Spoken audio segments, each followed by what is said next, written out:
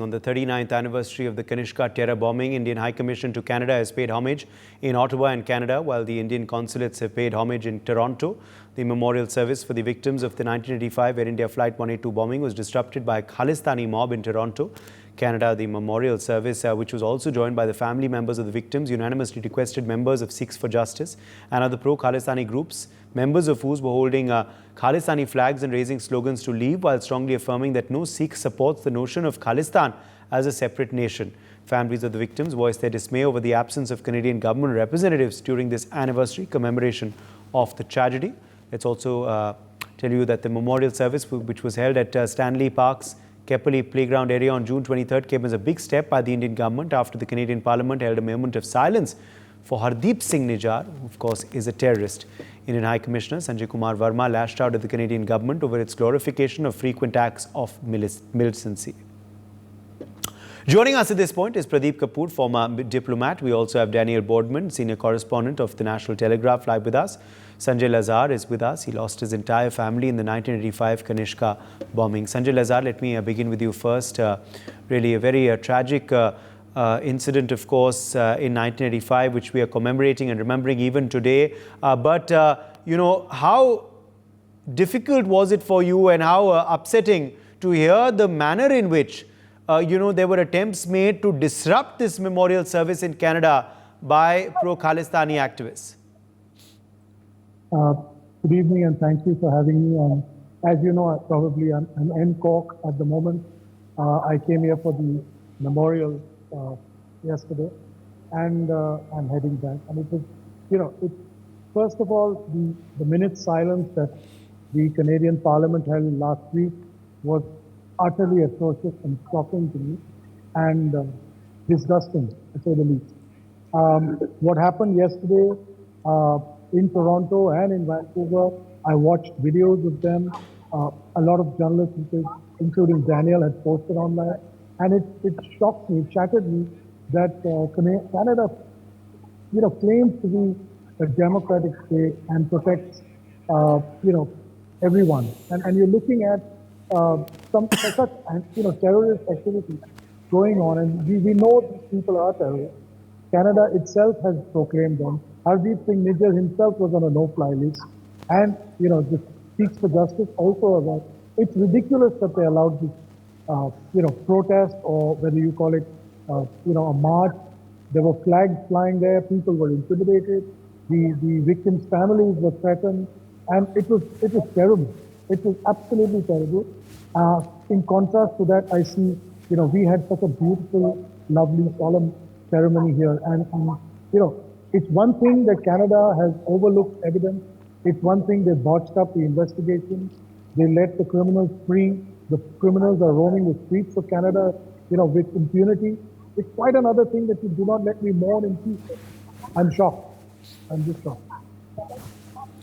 Yes, absolutely. And also, the absence of any high-ranking Canadian government representative there as well. Was that also unfortunate? Perhaps it should have been appropriate that they sent someone. It's been a signal over the last 2 weeks, actually over the last 2 years, the activity of this government, this Canadian government, has been very pro-Khalistani and very or the hypocrisy of trying to represent the dead families. I was reading a tweet that Justin Trudeau had not even penciled it in his diary. Yet I saw the leader of the opposition, P.A. Poilievre, condone the death, and a couple of other statements. So it's pretty obvious that Canada no longer considers this important to their nation and wants to, rather promote the dismemberment of India. Yes. Also, Sanjay, since you were there at the memorial, you're saying, of course, you were in Canada, you are in Canada currently. Just describe for us the atmosphere there, the thoughts, the sentiment of the family members who were present there. No, I just want to correct you. I am in Ireland. I'm at the Irish Memorial. I'm not in Canada. Okay. Yes, the Irish Memorial.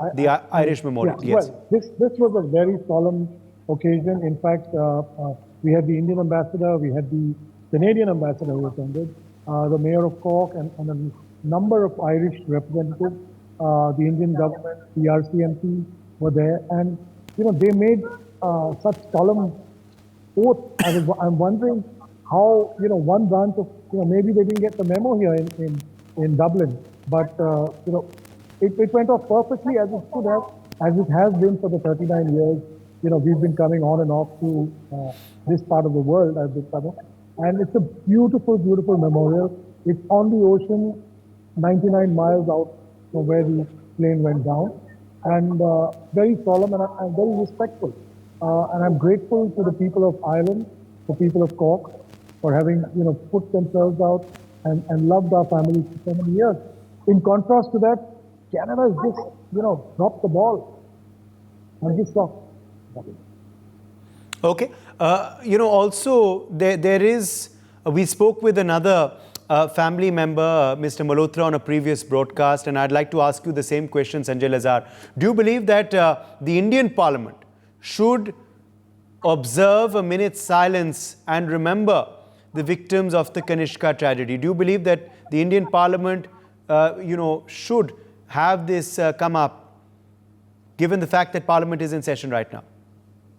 Well, I was on your show last week, and Ambassador was there, and I think, Daniel, I made this very, very, not only a moment of silence, we need a memorial.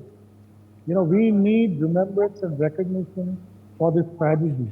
Whether, I hope message gets out to our Prime Minister and Dr. Jaishankar. We need this so that it echoes that we will not stand for violence, we will not stand for terrorism.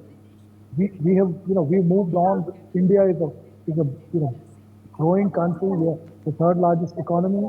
We can handle it. We can live without Canada. That's fine. But let's be very clear that nobody is going to dismember our country. And if you keep hiding, it's never going to happen. We need to be more vocal. Yes, of course, we should have 1 minute silence in Parliament. We should, pass a resolution like earlier. Yes. Okay. Let me, in fact, take that across to Daniel Boardman as well. Daniel Boardman, it's 30 years since the terror attack. The probe is still underway. Justice still eludes the family members. Amidst all of this, you have a token mentioning of it in the Canadian Parliament. So soon in the same Canadian Parliament after terrorist Hardeep Singh Nijjar was remembered and commemorated. I mean, there seemed to be more sentiment there than the actual token lip service for the victims of Kanishka. Your thoughts, Daniel? Well, I mean, I think you laid it out quite well there. I mean, no well-meaning Canadian who isn't on the payroll of the ISI or the CCP or whoever else is behind some nefarious things is outraged that we're having a moment of silence for a terrorist, a man who was the head of the Khalistan Tiger Force, who advocated for suicide bombings, who praised the Air India bombing. Why does this man deserve a minute of silence? How did he get a third try getting into our country? There's so many questions on the Hardeep Singh Nijjar case that do not look good on us. But there's no words to describe. I mean, the situation describes itself. The Canadian government put more effort into memorializing someone who praised a terrorist attack than the victims of that terrorist attack. Yes. Okay. Let me, in fact, also ask you, though, Daniel, is why this pro-Khalistani sentiment? Is it simply for vote bank reasons? What explains this, this attitude? It partly is a vote bank, but it's political infiltration, right? So the Khalistanis have infiltrated the government, but they've also infiltrated the institutions vis-a-vis the political left, like many other radicals, just like the Muslim Brotherhood has. They infiltrated the sort of, you can call the woke sector of our policies. With this whole Sikh genocide 1984 thing, they took the you call it the critical race theory framework of oppressor oppressed. They are oppressed, right? Hindus oppress Sikhs in India because blah, blah, blah, blah, blah, and diversity. So the Khalistani narrative is sort of taken hold in our institutions because it aligned itself with what the other radical neo-Marxist groups wanted to say. And then, they through vote bank politics and money and infiltration, and it's not that hard to rig a Canadian primary if you have the money and the determination. And the Khalistanis have done it over the last 40 years. So again, there's a confluence of different answers, but I think the biggest one is Yeah, this is because you've seen high-level Khalistani infiltration through all the major political parties and a complete breakdown in our institutions ideologically. Yes. Let me get in Ambassador Pradeep Kapoor. Ambassador Pradeep Kapoor, come in here on this, share, of course, really, I mean, it's extremely distasteful to say the least. Here was a memorial service. It's a somber occasion, and you have protests erupting there. You have efforts to disrupt it by these Khalistani elements in Canada. What do you make of it? Thank you very much, Uday, for bringing this issue to the forefront again. As I've said on earlier occasions, this needs to continue to be highlighted regularly till there is justice. And what is the meaning of justice in this case is, reparations for the victims and their families in a very significant way. Through courts, through any other means, through confiscation of the properties of terrorists, through confiscation of the bank accounts of terrorists, so that it sends out a signal for the future. Because currently what is prevailing seems to me, as an observer of international diplomacy, international geopolitics, international geostrategy, that this is like a jungle raj which is prevailing in Canada. There is no other word. It is like a jungle raj. I say that because if you can have a 1 minute silence for a proclaimed terrorist, not only a proclaimed terrorist, but a self-proclaimed terrorist also. And in his honor, you have 1 minute silence in the Canadian Parliament, which is supposed to be the house for protecting the laws of the country, for protecting the people of the country. And in that house, you are honoring a terrorist who has gone around proclaiming, that he will kill people, he will shoot people, he's brandishing guns, etc., etc. And he's also got official titles in the Khalistani Tiger Force, etc. So that is why I call it General Raj, and my heart really goes out to the victims and the families and all the citizens of Canada, because if you have such a General Raj which is prevailing, it is very bad omen for the future of the country and for the citizens of the country. So it's for the citizens to raise their voice. So I salute people like Daniel Boardman and his, compatriots who are trying to wage a war against this injustice, against this sort of lawlessness which is prevailing. I was telling my friends at one time, we used to think of Canada as having the, very good sort of life and very good standard of living. But what has been happening of late is very disappointing. There is total disillusionment, and I wonder where it'll all end up in, because it is like, supporting terrorists and terrorism and giving them succor and giving them shelter is like Pakistan. And for Canada to behave, for one of the G7 countries, one of the Five Eye countries, one of the developed countries of the world, to behave in this shameful manner is something which the whole world has to object to, and the Canadian citizens have to object to. I do look forward to the day when they are thrown into political wilderness, the political leaders who are supporting such causes, and there is some justice, there is some semblance of balance and fair play comes back into the government. Memorials, yes, I have been mentioning in my previous discussions on this channel also, that India also needs to put up memorials in different cities, particularly in places like Delhi or Punjab, from where a lot of the people traveling on Kanishka plane were, so that it is a constant reminder.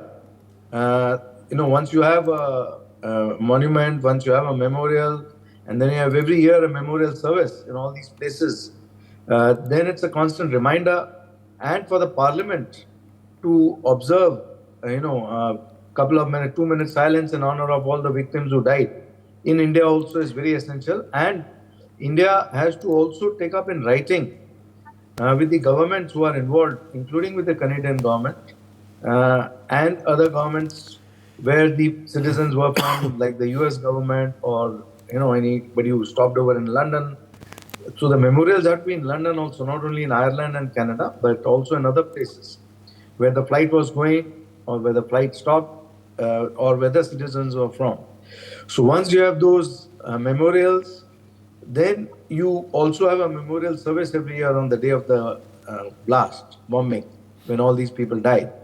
So that will bring the global attention to one of the worst dastardly attacks on any flight in the world, in history of the world, such a terrorist attack which has happened, and that cannot be put away or put aside. So you have to have multiple efforts in all these directions, including reparations, including confiscation of their properties and bank accounts, and any other way that they can be stopped in their tracks, including having these parliaments to pass resolutions and have silence in honor of the victims. Back to you there. Yes, and Daniel, that's the point. I mean, if you can even resort to now disrupting memorial services, then how low can you get? Also, several raising the question why no Canadian dignitary was present or Canadian government representative was present at a memorial of this nature. So I'll deal with the last part. There was an MP from the Conservative Party, Anna Roberts, in the Toronto Memorial. So there was a federal politician there from the Conservative Party. Listen, yeah, you can't get any lower what the Khalistanis did. I mean, I compared it to a group of neo-Nazis going to a Holocaust memorial with a picture of Adolf Hitler on their shirt, trying to get to the truth. Because they know the Nazis didn't do it, and it's just Israel, right? Like we wouldn't tolerate. Actually, we would tolerate that these days, but we would think we wouldn't tolerate that. And when they said they were going to do that, it was a shame and a blight on our country if it was going to happen. So I personally, I felt it imperative to make sure the Khalistanis didn't come in and stand over the memorial and stand over the families and have the flags over the families. I didn't want that. I wasn't going to see it. I wasn't going to let it happen. So you have to draw a line in the sand with the police. If you just listen, there are no more rules in Canada. Canada is a clown country. It's complete lawlessness. You could do whatever you want. You can burn down a church. You cannot burn down a church. You can literally do whatever you want. So you can disrupt a memorial. You can support the terrorists and disrupt the terrorist families' memorial. But you could also stop these people if you want to. If you go up and draw a line in the sand, as you saw, I had to confront them first, let the police know what's actually going on. And as the Khalistanis tried to come closer and closer and closer to the memorial, we had to kick them out and say, no, it's not going to happen. And you can't just ask the police to do it. Because in Canada, the police are trained to do nothing all the time. Their primary thing is to preserve peace. So if you say you're going to be peaceful no matter what, like a good law-abiding citizen, and the other group says they're going to be as violent, the police will push the peaceful citizens away from the violent citizens because peace, right? They don't want them to be attacked, so they'll enforce the law on the law-abiding people, not the lawbreakers, because that's the number one priority. So if you said that, okay, if they cross this line, I'm going to go confront them because this isn't going to happen. Okay, then the police actually have to do their jobs. Right now, the police actually have to say, okay, you go there, you go there. And you saw, if you do nothing and you just stand there and let the Khalistanis do what they want, like they did in Vancouver, like they did in Ottawa, the Khalistanis are going to stand over the entire procession, waving their flags, disrupt it, offer, essentially terrorism denial pamphlets, and ruin the whole event because they have no honor. There's nothing more shameless than harassing the families of the victims of the terrorist attack that, let's be honest, they full on support. And it's a blight on our country. And I'm proud of the people in Toronto who said no to it. And we just pushed back and said, no, they can't do this. Terrorists over there, terrorist victims over here. We're not having any of this Khalistani nonsense. I'm at the memorial. And I think that's the way it should be.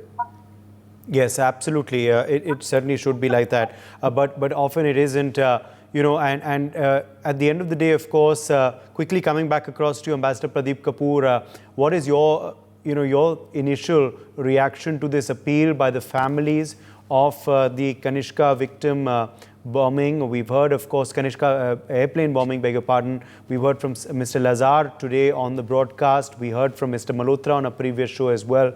They're appealing to Indian parliamentarians to observe a minute's silence, to ensure that this, comes up in Parliament, perhaps ask for justice as well officially. Do you advocate the same? Do you believe this should be something that we should take up in Parliament, that MPs from across party lines should unite on this issue? Thank you, Uday. I think it is definitely a very worthy cause. Now, I'm sure they have understood what are the protocols and procedures for implementing that sort of request. So some MPs will have to support it very strongly and carry it through, in the sense that they cannot just make mention once and then let it drop. They have to be particularly, passionate about it, so that they continue to insist with the speaker and with the members of the parliament that this is an essential requirement. This requires to be done, and also they have to. I'm sure they have good lawyers, but they need to reinvigorate the legal processes also, so that it again comes up to the limelight by putting claims on these terrorists of huge sums of money as reparations through proper channels in courts which will listen to them, including in US, including in Canada, including in India. Whatever connections can be found, whatever legal aspects are possible, to explore those to the maximum, so that there is maximum punishment inflicted on these terrorists for the future also. And once the Parliament of India takes cognizance of it and passes resolutions, and in India we erect memorials for the victims, for the Kanishka plane bombing, families of the victims, it will bring some sort of closure for at least the time being to this aspect of it, but it will also bring continuity in terms of exposing the dangers of terrorism for the whole world. Thank you, Uday. All right. For more such videos, subscribe to the NewsX YouTube channel, hit the bell icon.